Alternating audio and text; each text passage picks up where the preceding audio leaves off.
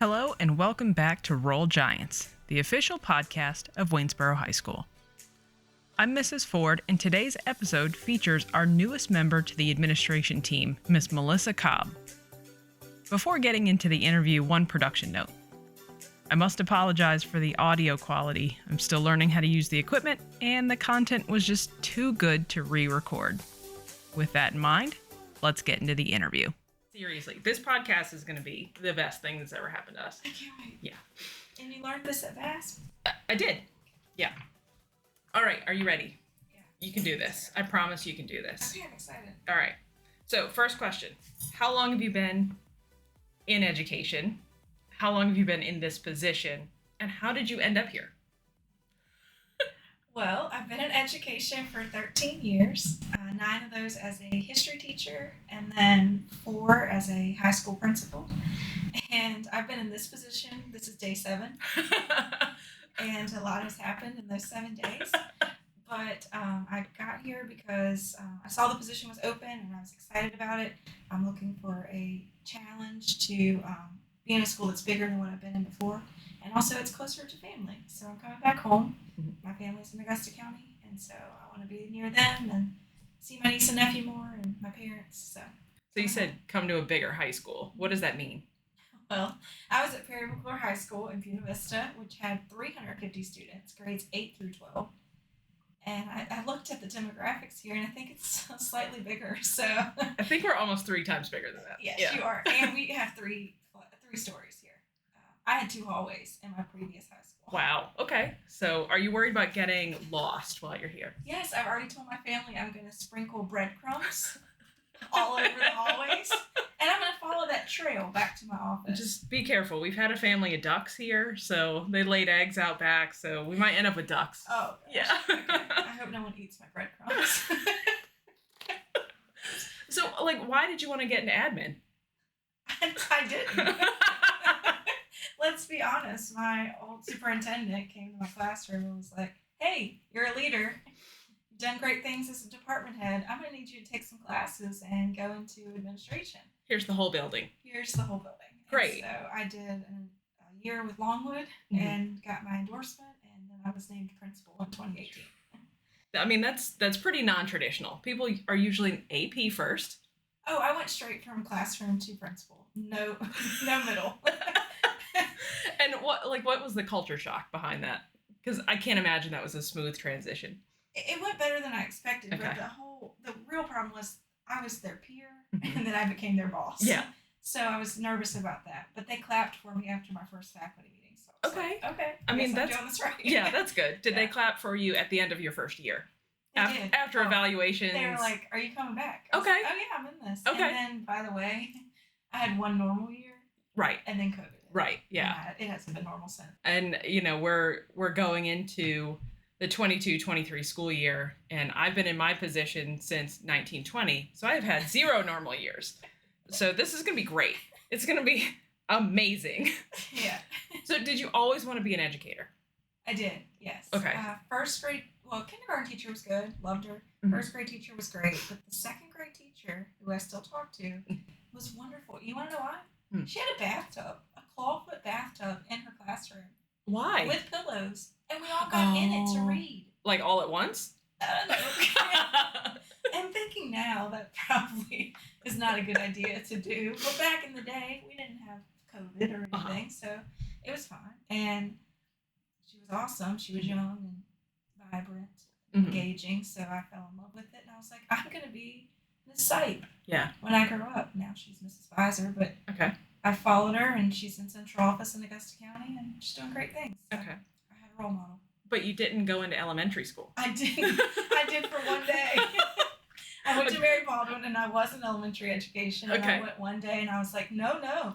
And if you look at me, I know this is not a visual, Right. but when these people meet me, I'm very small. Yeah. And you would think I would relate well to little kids, but they are scary. I think if we lined you up with teachers across the division, people would put you in elementary school. Absolutely. Yeah. And I think that's appropriate. Yeah. But They were very intimidating. You don't look surly enough to be at high school. I think that's what it is. I think high school principals have this reputation for being surly. Yes. And you don't look surly. You don't look angry enough. But you haven't seen me in the moment. That's true. When provoked, it all comes out. It's a whole new beast. It's like a bear. So discipline-wise, you all better stay in your classrooms. Love it. Yeah. Yes, love it. So if you had to pinpoint maybe the most rewarding experience in education for you, what would it be? There's been a lot. Mm-hmm. It's something special about certain kids who don't have it all together, and then somehow we build that through their high school career, and they come out on top, and it's heartwarming. And just being that person for some kids is really special too. So I had a student, my first year's principal, who ended up being homeless during that year, and had a kind of a label, but he was my first student that got a positive behavior referral and made AD honor roll his senior year. So it was just something special. Do you still talk to him? Oh yeah. Do you? Yeah. How many of your kids would you say you still talk to from when you were in the classroom? So many. I don't know. But this is a fun fact. I just married 2 former students this summer. As the officiant. I was the officiant for the That's wedding. Amazing. As you know, I'm selling my house, and several students have come to view it, and one just purchased it. So yeah, there's a lot of connections still, and that's just what's great about education. Yeah. Do you think you're going to miss that coming from such a small community to, we're small here, but we're not Buena Vista small, you know? I think that it's something special, but I just think, I don't know, we can build relationships no matter the size. So I'm going to find my people here too. Yeah. I think it's just a natural thing. I have no doubt about that at all. Think back to your first year as a teacher. How would you describe yourself as a first year teacher? Clueless. I taught world geography, and I remember not saying anything correctly. And now I'm thinking, I should have studied that more. I did not do well with those names of locations and rivers and mountains, but they're all still successful students. You don't have to pronounce anything on the SOLs. No, you just have to click the buttons. Right. It's fine. Right. Drag and drop. I taught 9th grade too, my first few years, and I think that walking in, I thought I was ready, and that first few days I was like, I am not ready for this. No. This is nothing like what I thought. Nothing that you study in the textbooks. No. Nothing that you do in your college classes. No. And same with admin. I mean, it's just trial by fire. Oh my God. I mean, like you said, your first year as admin was your first and only normal year. And I finished my program and came in 1920. And by the end of the year, I was like, nobody trained us for pandemics. Nobody trained us to shut down the country and then have to still educate kids. Yeah, nothing has been normal. Not one thing. No. What do you think your biggest challenge has been? My biggest challenge? And it could be in the classroom or in admin. I guess just feeling like you meet everyone's needs. I set really high expectations for myself. I don't need to do that. I think you guys do a pretty good job. But for my own personal self, I'm just like, have I really met everyone's needs and done what they needed me to do? And I'm sure they would all say, yes, you're fine. But, in my head, I'm like, oh, am I doing this right? And, just getting caught up in my own world sometimes. Yeah. I think that you create your own roadblocks by doing that. Right. But so when you recognize that, what do you do to try to, get through it? Go back into the classroom, see kids, and just, it's going to be okay. Yeah. That's the best part. Yeah. Adults can be tough. We know that, so. Yeah, well, a little bit, yeah. I think sometimes the adults are tougher than the kids. Absolutely. Yeah, I think the kids are infinitely more forgiving. Mm-hmm. I don't know where that goes when they grow up, but somehow it's one of their best qualities, I think. So let me ask you a few fun questions. Okay. And these can be pretty quick if you want. What is your favorite school appropriate word? School appropriate word. I think we all have our own favorite word anyway, but school appropriate word. Even know. We're gonna have to come back to that. Okay, we can come back to that one. I think mine's yeet at the moment. Well, wait. Okay, and it doesn't have to be slang, but I love yeet. I've heard you say it. Yeah. Well, I was recently taught that everything is bussin'. Ooh. That's so a good one. now that I hear my niece say it so much, I'm like, that food was busted. Yes. And Yes.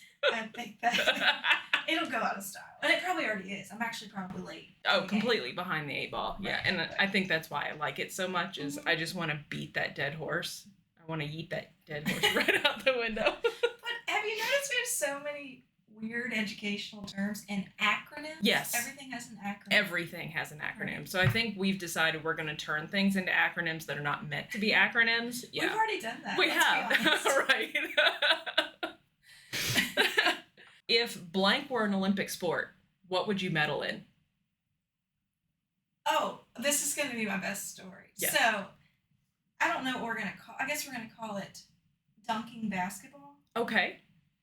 A soar dunk came to my school several years ago when I was a teacher, and what they do is they fly all over the court and they hit trampolines and then they soar Okay. and dunk the basketball. Harlem Globetrotters. Absolutely. Okay, got it. But I was picked as a volunteer to try it, and I dribbled all down the court, and then when I got to the trampoline, I stopped. And I don't know if you know, but you never stop prior to hitting the trampoline because you lose momentum. And when I hit the trampoline, I fell over. And that could have ended my career in multiple ways. But you know what? It's how you finish. That's true. And yes. I bounced up, literally. Yeah. And I spirited across that gymnasium, and I redeemed myself. There is video footage, so Oh my if God. anyone's interested, I'd be happy to share the video. But Okay. if that was an Olympic contest, I think I could win it. Okay. If I practiced and got my momentum where it needed to be. It sounds like it's a timing issue more than anything. Yeah. Absolutely. Yeah. But also, I could be an Olympic driver. I don't know if you've heard, but I love to run stop signs and go really fast. And I think that's called NASCAR. Okay, cool. But if we could turn it into something for the streets, Yeah. I would really excel there. Okay, got it. We'll figure out a name for that. Okay. Yeah, I think that would be great. This might lead into the next question. What should students know after they graduate, or what advice would you give to them? Pick yourself up off the trampoline and jump again. Yeah, don't ever be embarrassed by that. No, the quote I'm going to put on my wall behind me pretty soon is every storm runs out of rain. So true. It has really helped me get through things because in the moment we think that the sky is falling Yes. and we're not going to make it. Whenever there's a challenge, you know, we're not going to get through this. Yeah.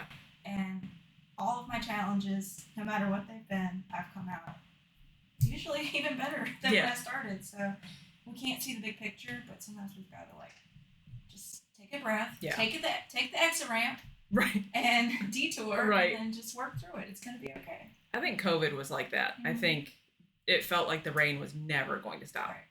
But now that we're coming out of it, you know, we're in the sprinkles now. I feel like. Absolutely. And I feel like we can see some of the rainbows from that. So it'll be really interesting to see how COVID changed people for the better. Absolutely. Yeah, and education, I guess.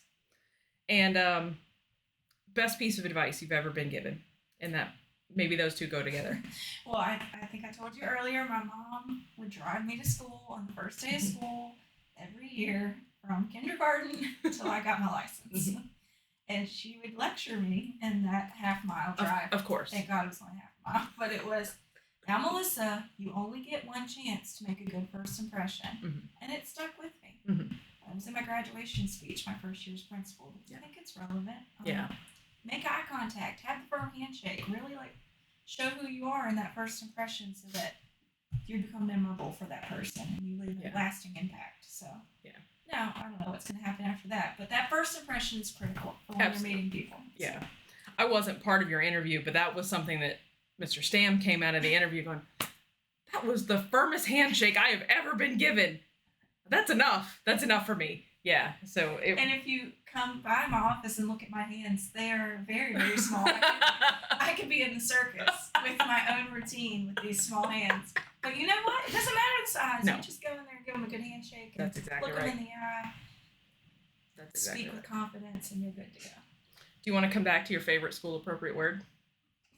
I have a bad mouth. Excellent. Excellent. Okay, so there's no school appropriate words. Okay. Gosh, And that's fine. Yeah. would yours be other than yeet? Oh, I don't know. Try, probably. Just try. Like, what's the worst thing that's going to happen if you try? You're going to fail. Well, you're going to fail if you don't try. So just do it. Like that, what is it, that Shia LaBeouf? Do it! Yeah, just do it. Nike had it right from the beginning. I think I always said at my former school, like, I said fresh start a lot. Sure. So I'm really big on that. Even like a new day. Yeah. Let's not dwell on the past. Let's move forward and give every kid a fresh start. Because someone gave us a fresh start, you know? Yep. We're human. We haven't done it perfectly.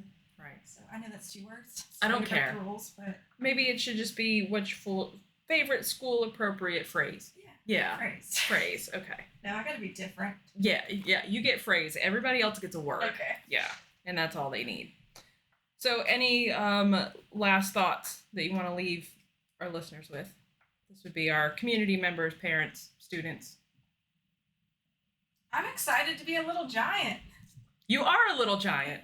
I am a little giant. You are literally a little giant. Yes. I'm already little. You just wait till the giant comes out. I'm excited. Unleashed. I'm so excited. Yes. All right. Well, thank you for your time. This has been great. It's been amazing. Your first 7 days has been awesome. Truly. Yeah. I can't wait for the next 7 when you get back from the Or beach. 77. That's only halfway through the school year. It better be more than that. Okay, Yeah. 177. That's not even a full school year. I'm going to the beach. I take vacation days. All right. Thank you. And I appreciate your time. Thank you. That was Miss Melissa Cobb, newest assistant principal at Waynesboro High School. Tune in next time and meet another member of the administrative team. Until then, roll Giants.